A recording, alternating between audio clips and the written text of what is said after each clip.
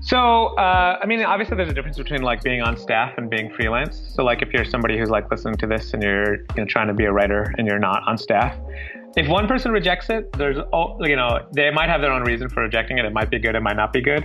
But there's always somebody who wants to hear your voice if it's good. There are times when your ideas are bad and you have to be like, okay, that was a bad idea and I shouldn't have done that. And you have to like, part of like growing as a writer and editor is learning how to do that.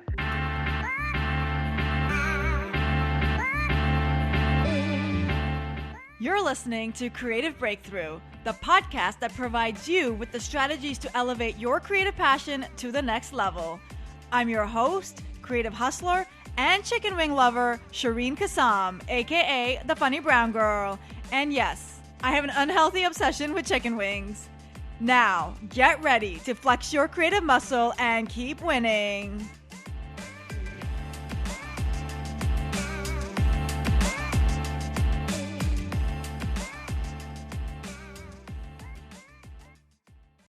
Is your mind always running?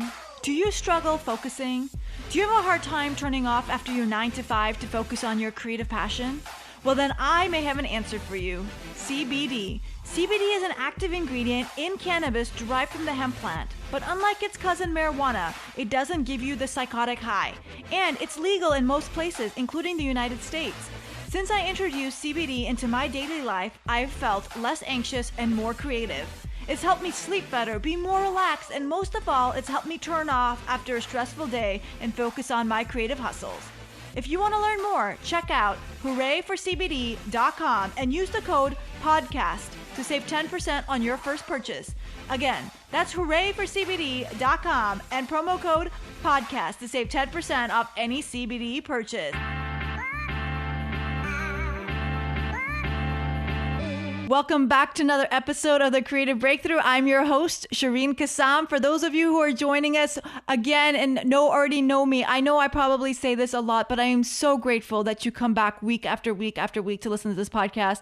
I am so grateful for you all. And for the new listeners, thank you for joining us today on this momentous occasion. And it is a momentous occasion. I hope that as you're listening to this podcast, you are eating chicken wings or chocolate or sipping on champagne or doing something fun, because that's what this podcast is about. Having fun. So before we get started, I just wanted to say one thing. I was recently at a volleyball practice, and it wasn't for those of you who don't know, I play volleyball and I'm participating in a tournament during Thanksgiving weekend. And I was helping out another team practice that wasn't my team. And they were giving each other feedback and helping them improve. And I just said, hey, I would love some feedback too. And this woman said to me, no, you're competition. And in that moment, I was like, wow, okay, well, that's really poor sportsmanship. But I was also like, wow, like that, it kind of is true. Like, she's nervous that if she helps me figure out my weak points and figure out what I'm doing wrong, then yeah, I could dominate over her. And that would make her job as a player even harder. And I was thinking about that from a creative lens. And I was thinking, like, we are so lucky as creatives because we don't have to worry about competition, because we all have different stories to tell. We all have different experiences to draw upon. We all have different ideas. And so whether we're a storyteller or a comedian or a writer or a poet or a dancer, no two people are alike. We all bring something different to the table. There's so many swim lanes to be swimming in, and none of those swim lanes cross over or intersect. And that's the great thing about being a creative, is that I can read your screenplay and help you make it stronger, because your idea is totally different than my idea is going to be, or my story is going to be. And you don't know who what the director or the producer or the talent agent, you don't know what they're looking for. You have no idea. So you helping someone isn't really hurting you. It's really just helping you get stronger and helping you help other people, which is always going to come back to you in multitude and multifold. And I have this example for you. And I didn't look it up because I forgot, but there's this show on HBO, and somebody hopefully can remind me what it is. And it's this show that was picked up a couple years ago about comedians living in New York City and how hard it is to be a comedian, and like how you're like poor and like, living home, like hand to mouth. And when this guy's when this guy got picked up by HBO and got his pilot picked up by HBO, he was told that he could bring his friends into the writing room with him. And that's like not kind of unheard of. Like usually your pilot gets picked up and you get brought into the writing room and then they give you writers to work with. But they actually told him you can bring your own writers into the writing room with you. And so obviously he picked up his friends, right? He brought all his writing buddies and comedian friends into the writing room with him. And that's what I think about all the time. It's like my goal is to write a pilot and get it picked up, and then I want to actually be in the writer's room writing it, and I also want to be in front of the camera acting in it. But if I get that opportunity to bring my friends into the writing room with me, guess who those people are going to be? Those are the people who took the time to help me read my screenplay or help me tighten a joke, or were just there for me, supporting me and just being there by my side, applauding me and helping motivate me and giving me that confidence that I can do it.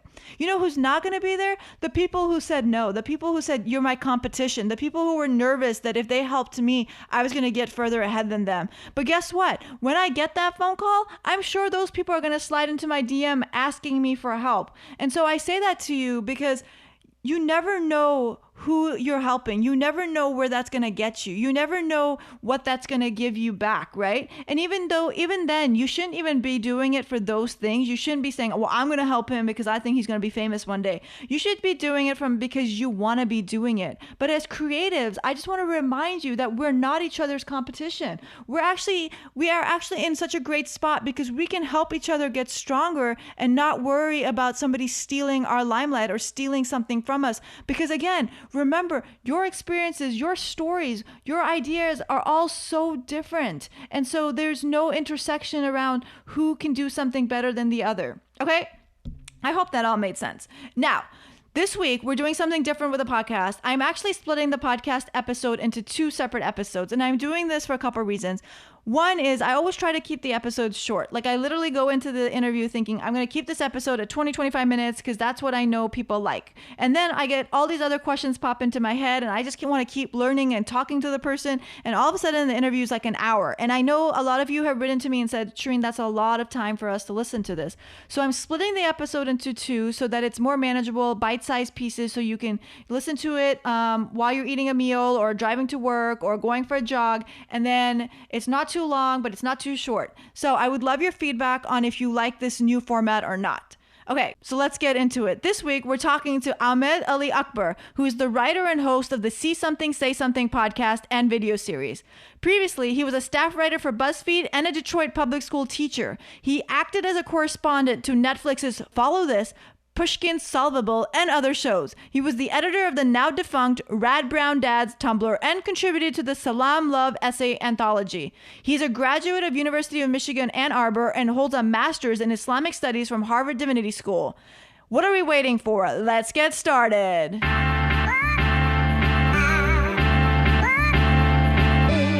Welcome to the guest chair, Ahmed.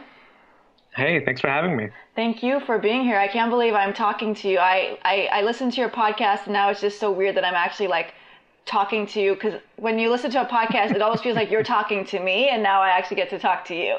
Yeah. I mean, this is probably an incredibly old meme, but there's that one meme that's like, this is what it's like listening to a podcast. And it's a guy like eating cereal and he's looking at a stock image of 3 people talking to each other. Yes. He's like not actually talking to them. Yeah, it's kind of like that. So this is like one of those realities come true. So thank you so much for having me. Seriously, I appreciate it a lot, Shireen. No, thank you. So I actually first heard about you from your Tumblr account, Rad Brown Dads. And I just wanted to know, like, where did the inspiration come for that? Wow, you're an old fan. As people have not asked you about Rad Brown Dads in forever. I'm old. I just aged myself, I think, because I looked up. I looked up what year you graduated college, and I was like, oh wow, I'm his auntie. Well, when it comes to all the other creators online, I feel I'm in my 30s now, so I feel like also like just time catches up with you. Rad Brown Dads does feel like a long time ago, but it was basically, so, you know, if you haven't heard of it, it was like a Tumblr that I did where I like posted these pictures of basically uncles in like the 70s and 80s and the 90s, you know, the parents of kids who were on the internet, basically, you know, brown kids. I'm obviously like Pakistani and Muslim, but it wasn't exclusive to that. It was, you know, all sorts of like, you know, dads of color. And the reason why I started doing it was I was bored with grad school. I was in grad school and, bored is not the right word, but it was unfulfilling, I guess, maybe. I always say grad school was like a happy time in my life because I was learning a lot and I cared about it, but I didn't feel like challenged or like anyone was like engaging with my work. Like nobody took the time to read my papers, for instance. And this I would was write at these like, Harvard, right? Doing your master's in yeah, Islamic studies? that's right. Okay. At the divinity school, yeah.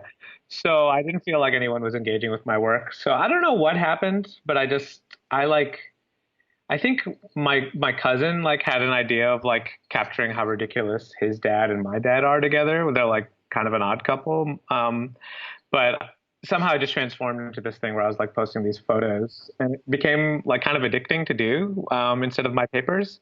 So I would like stay up late at night and like write these captions. And it like people responded to it. I have like had a million blog ideas in my life, like literally a million. And for some reason, that was just the first one that really like got an audience. And yeah, it kind of like transitioned into like writing personal essays and blogging more about culture and stuff. And yeah, it led kind of, I would say it also led me to my like work at BuzzFeed, which was like soon after grad school. Very cool. So do you think, or would you say that this was when your creative itch started, like your creative journey started in grad school, or did it start way before then?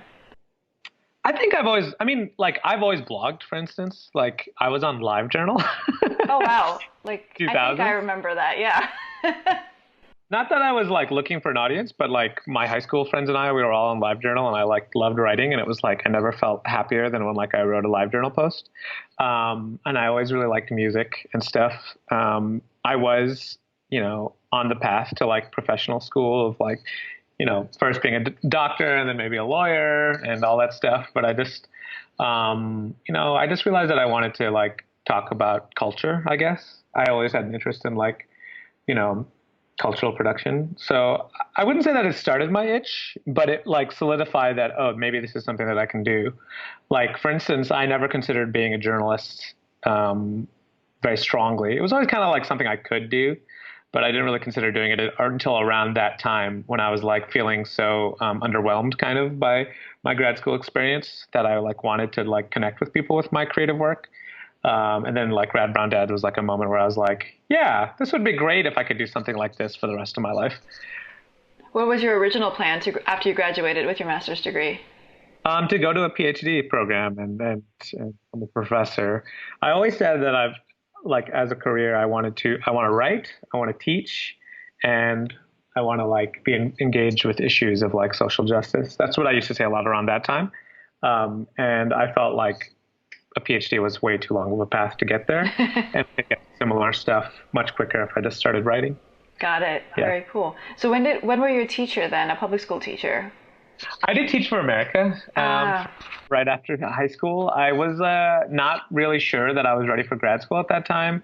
And I thought I wanted to maybe teach high school. So Teach for America, I did not like necessarily buy into the philosophy around Teach for America, which is like, you know, sending these like, you know, I don't know, they call them like talented, like sort of like, you know, taking people from colleges and sending them to like underserved areas and that'll like sort of solve the public school pricing.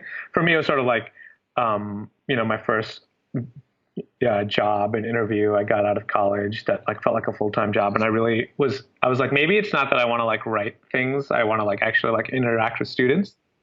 So I taught at a school for a year in Detroit.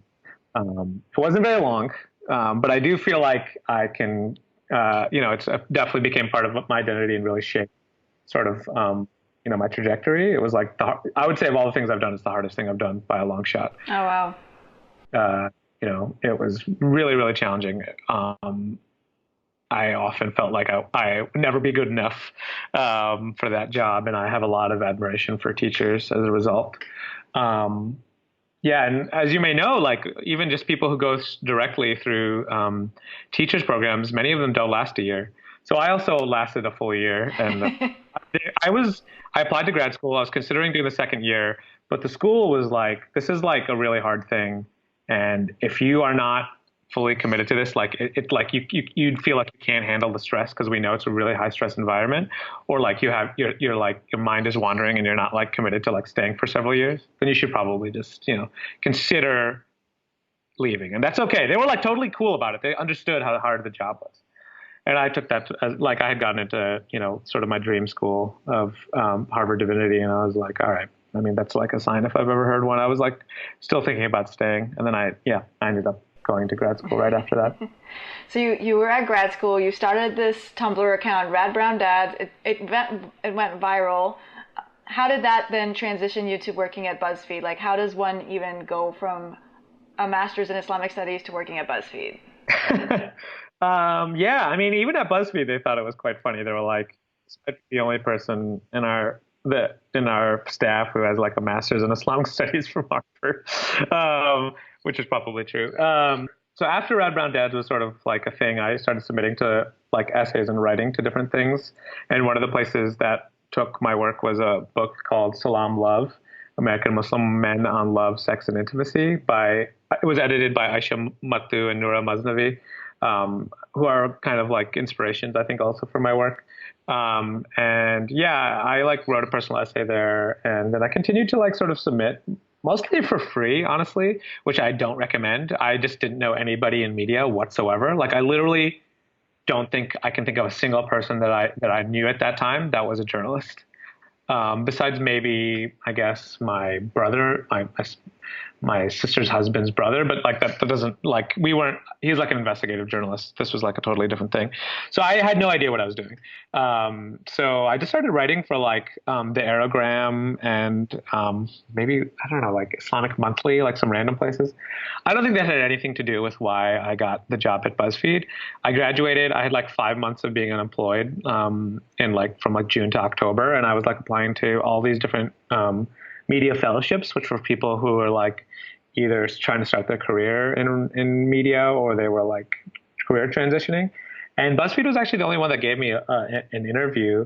And I went in person and they liked me and they hired me for the fellowship. And that fellowship was like a competitive thing between like, usually it was like classes of 5 to 10. And they sometimes hired people, sometimes didn't.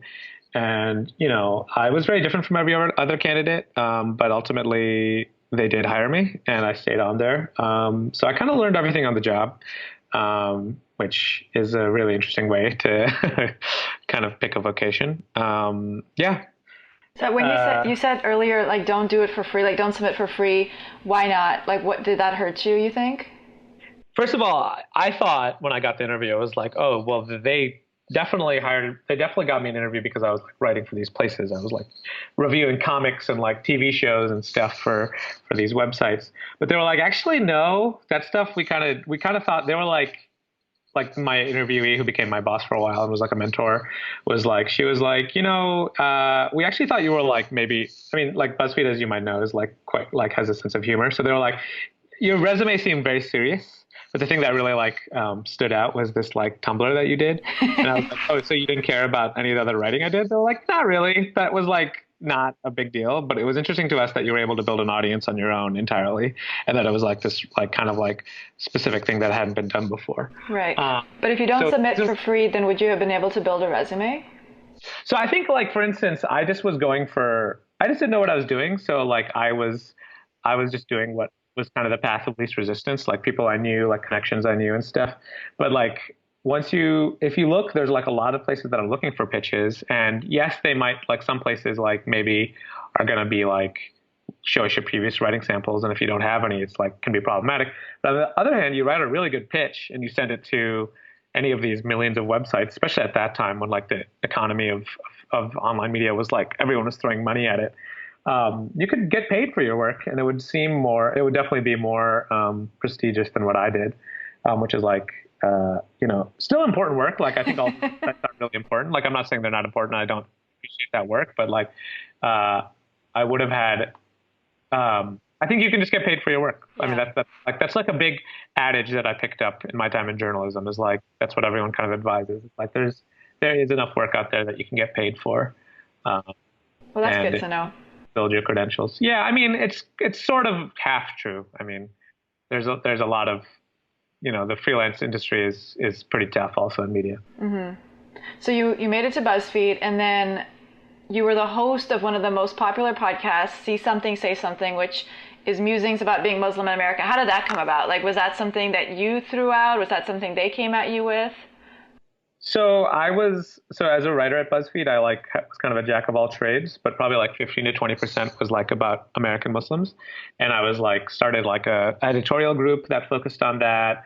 There was like a listserv in which we would like give feedback. Like anytime there was like a reporting on like, let's say there's a story on like women who like are like white American and like moved to Syria to be like marry a ISIS fighter. Like, so when BuzzFeed hired you, did they want you to take that angle, like that they wanted that Muslim angle? not at all. Oh, okay. They never once directed me to do identity work. Okay. It was all on my own, and I shaped it entirely.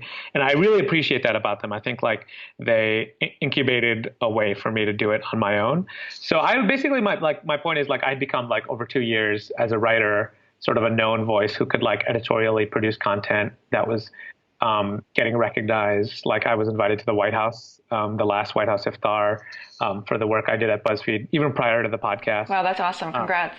Thank you. I mean, it was the last. I mean, there was a White House iftar in Trump's, but it wasn't really a White House iftar. Like, did they really celebrate Ramadan? I don't even remember hearing about that. I don't even remember him saying Nowruz Mubarak at any point. He actually did do it, but it was with diplomats only, not American Muslims. Okay. Like Obama did a thing where he like invited American Muslims, and that itself was controversial, by the way. I won't get into that. But point being, like, I just developed this voice there. I don't know, like I didn't have like a Muslim editor. I didn't have anyone say like, oh, this is something you should really focus on. I would just say, I think this would be good. And my editor would give me feedback like, that's a good angle or that's not a good angle. And like, I started giving other people feedback, having learned the BuzzFeed voice. I would like commission people on staff and out of staff to write for us. And there was an audio department there. They had like 2 podcasts or 3 podcasts. Another Round was one of them that was like kind of like Black Muslim women's experience. So I was asked by, the audio team and the editors there, like whether I would like to put one together based on the work I had already been doing editorially on the website. And I said, yeah. I was hesitant at first, but I ended up saying yeah, and I put together a pitch. Why were you hesitant? Because like, I feel like at that time there was like a lot of, I think since See Something, Say Something has come out, or at least like since like I've been online, like Muslim voices have become more diverse, but there's still a problem of like Muslim voices being often like brown Muslim, Pakistani, Arab, Indian Muslim men. And the people that I admired the most were not of my own background. They were often like women or like, like the Black Muslims that I grew up with or like stuff like that. So, I just wasn't sure that I wanted to throw my hat in the ring as like another personality. But ultimately I realized there would not be like a platform for Muslims on BuzzFeed. And I had seen how powerful it had been for like there to be platforms for like women of color, like with Another Round, which was a platform for women of color. So ultimately I decided to like do a podcast that was about sort of celebrating the wide diversity of American Muslims. And yeah, it went into development and, it did well. And, it was like, kind of became my job after that for about 2 years.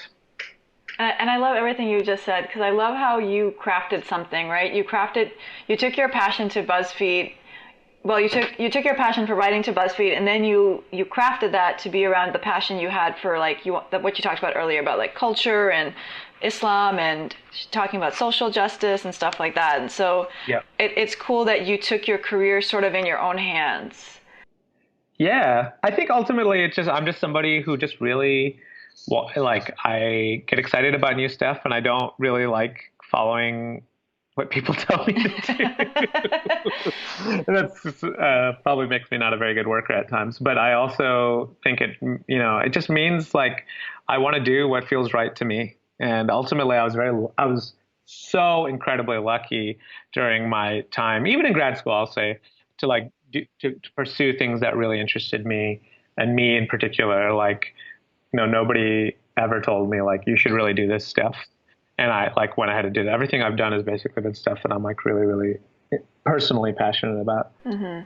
Do you have any advice, like when you were at BuzzFeed, do you have any advice on how to pitch your ideas when there's pushback and it might not be what they were expecting when they hired you?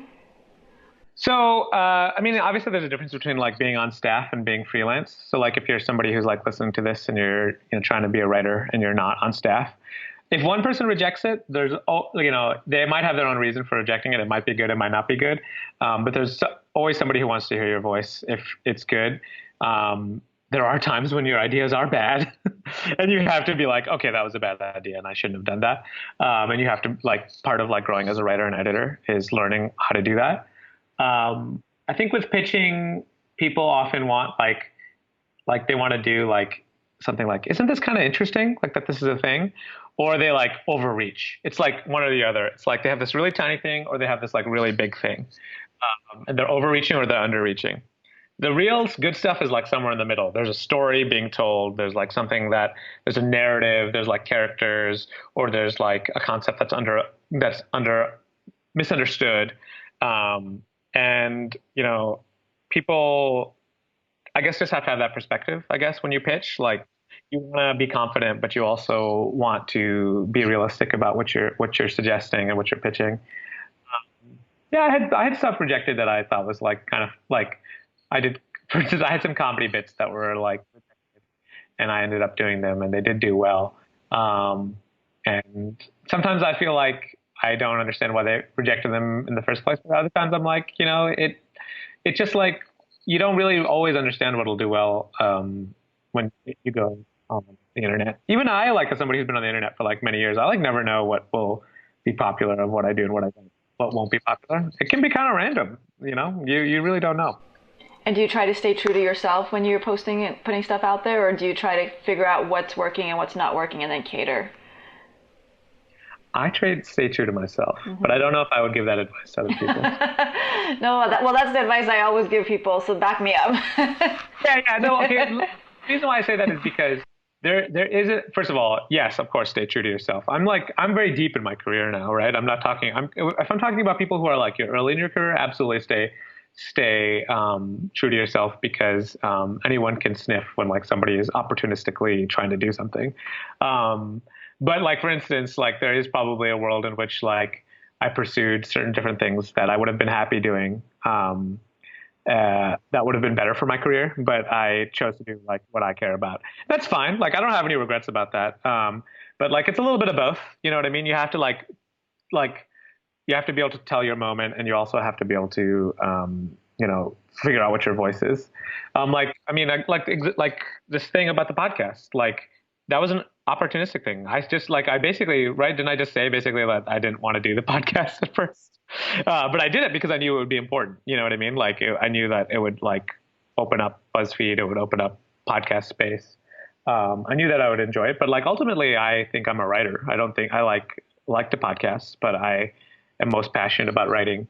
I never did I very minimally did like performance or radio or anything like that my whole life, but I've always written. So you know what I mean? Like it's a little bit of both. I definitely agree with you that you got to be yourself, but you also have to go for the moments in which, things line up for you as well, and go hard for them. Talking about podcasting, what do you think is the future of podcasts?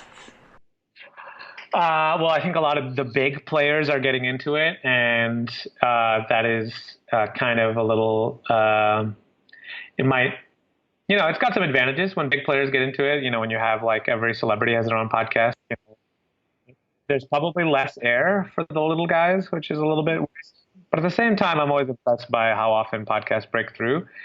I don't think anyone really knows. I don't think anyone really knows where it goes. I mean, people think it's a bubble. People think it's like the future.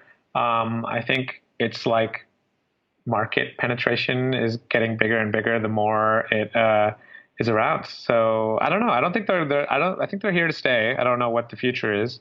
I wish I knew more to predict such a thing, but I don't. I really don't. I'm just doing my thing. Well, you did your thing and you did it really well. So what advice do you have for people who want to start a podcast or who are in podcasting? And yes, I'm asking selfishly for myself. As you know, Shireen, I think it's like one of the creative mediums, and it's almost like a joke as a result, that is super easy to get into because it doesn't require a lot of equipment.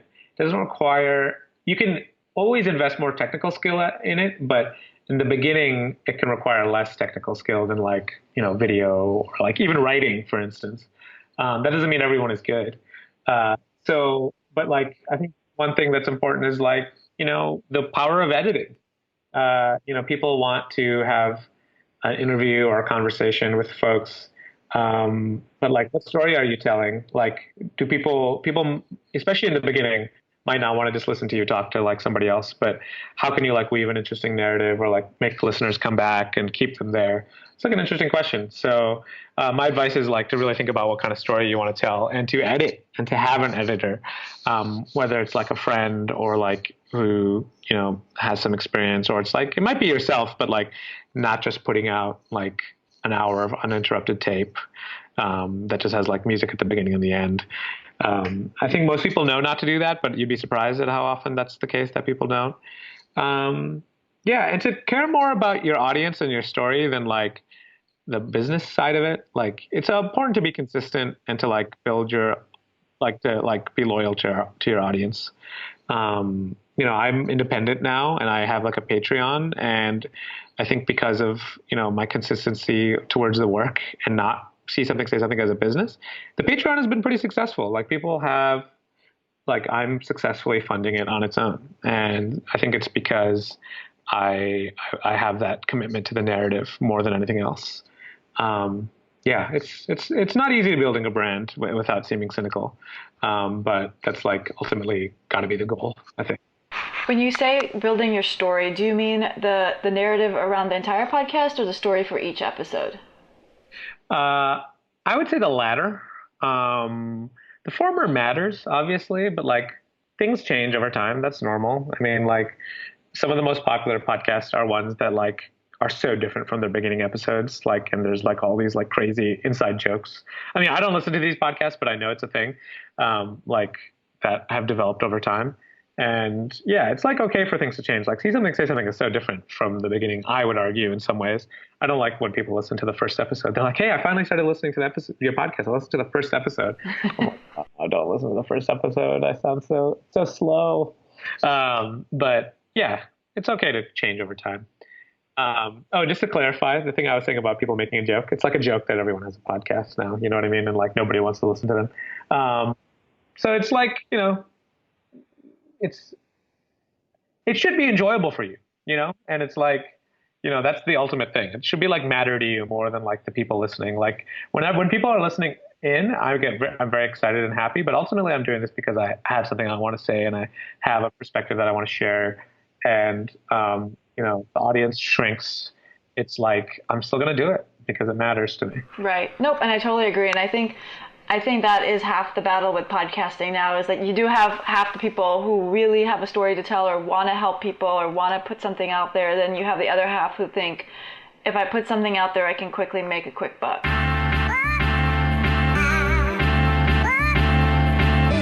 Wow, Ahmed dropped so much knowledge today. Key takeaways from part 1 of this episode. 1, you can always change your career path. 2, you can get paid for your work. 3, craft your job around your passion and doors will open. 4, do good work and people will notice.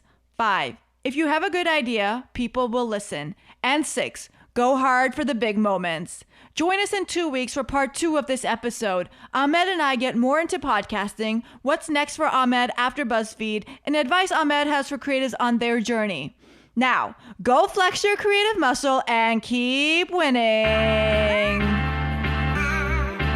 Thanks for listening. Stay connected about upcoming resources, including opportunities, festivals, competitions, and grants to help you grow your creative passion by subscribing to my bi-monthly newsletter by visiting funnybrownGirl.com/subscribe. Don't miss out on a life-changing opportunity and subscribe today at funnybrownGirl.com/subscribe. And hey, if you decide to go on Instagram today, follow me. I'm Funny Brown Girl. I'm Shireen Kassam, and you've been listening to Creative Breakthrough. Now, go flex your creative muscle and keep winning.